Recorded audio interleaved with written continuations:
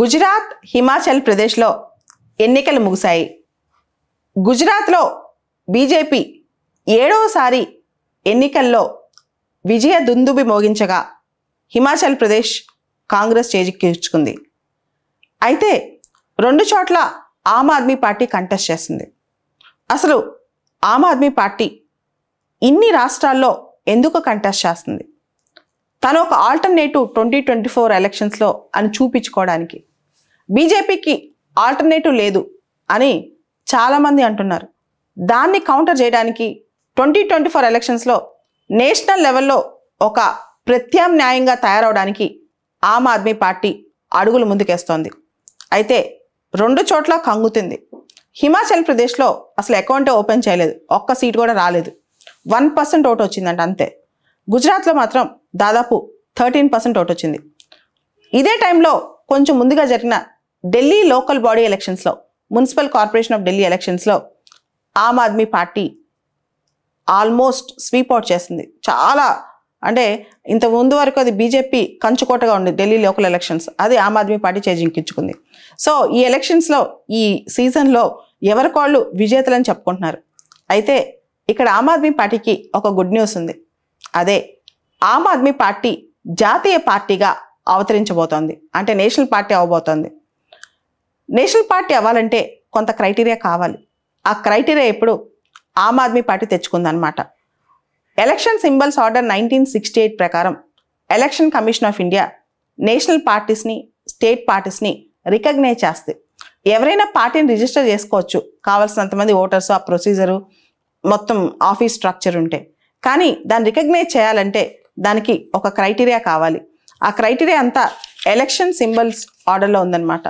ప్రస్తుతానికి భారతదేశంలో ఇప్పటి వరకు 8 జాతీయ పార్టీలు ఉన్నాయి. BJP, Congress, communist party of India, తర్వాత communist party of India Marxist, తర్వాత Bahujan Samaj party, NCP national Congress party, all India Trinamool Congress, national people's party. ఇవన్నీ కూడా ఇప్పటి వరకు 8 జాతీయ పార్టీలు ఉన్నాయన్నమాట. ఇప్పుడు 9వ జాతీయ పార్టీ రాబోతుంది ఆమ్ ఆద్మీ పార్టీ.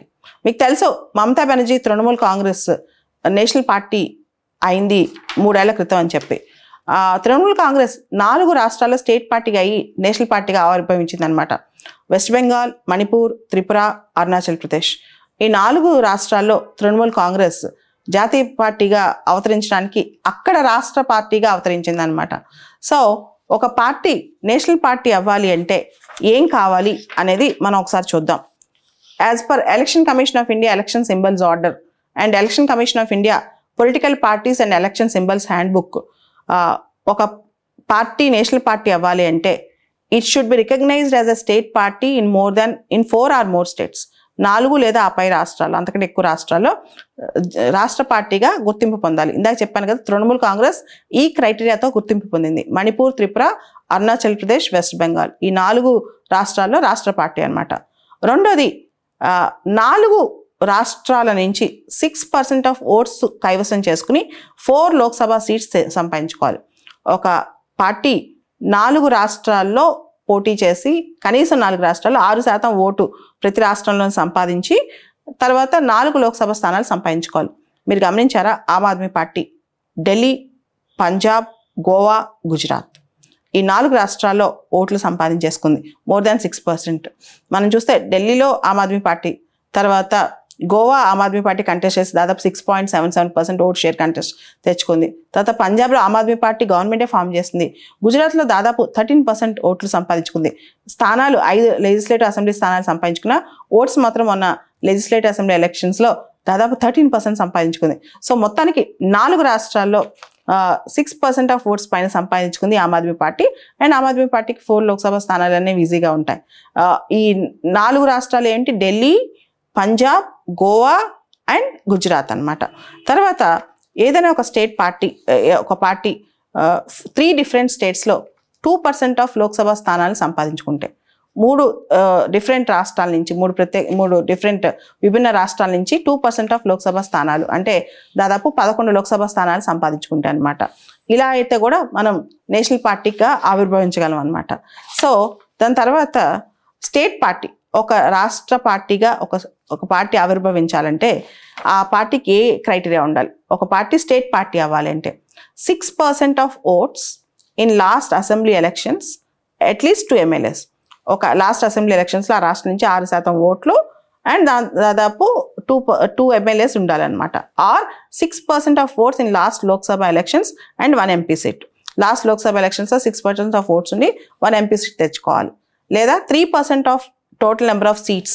ఆ రాష్ట్ర లెజిస్లేటివ్ అసెంబ్లీలో 3% of seats or 3 seats, whichever is more.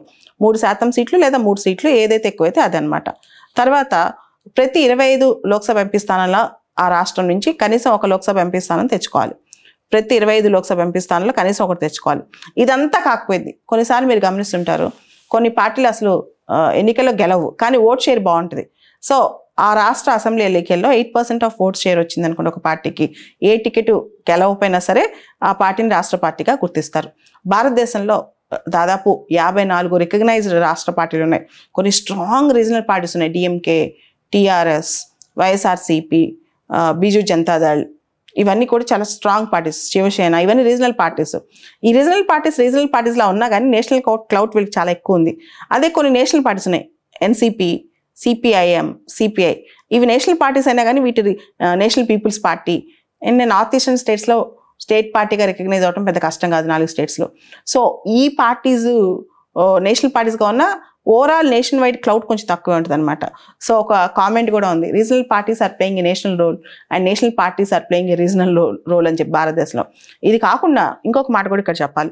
అసలు నేషనల్ పార్టీ అయితే గొప్పతనం ఏంటంటే మీ ఎలక్షన్ సింబల్ దేశం మొత్తం ఒకటే సింబల్ ఉంటుంది, దేశం మొత్తం అదే సింబల్. ఉదాహరణకి ఆమ్ ఆద్మీ పార్టీ సింబల్ ఏంటి? చీపిరి, జాడు. ఇప్పుడు దేశం మొత్తం ఇంకెవరు ఆడుకోవడానికి లేదు ఆమ్ ఆద్మీ పార్టీ.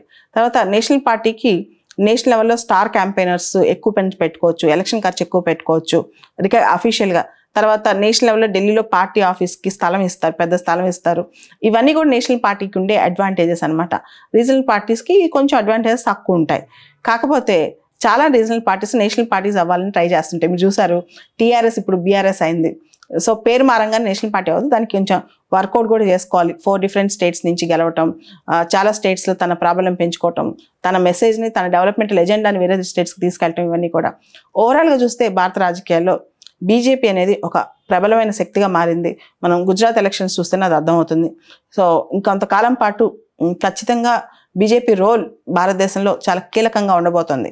ఎన్నికలు గెలవటం పక్కన పెట్టి ఒక పార్టీగా BJP ప్రభావం అనేది వచ్చే 10 సంవత్సరాల్లో భారతీయులు చూడబోతున్నారు.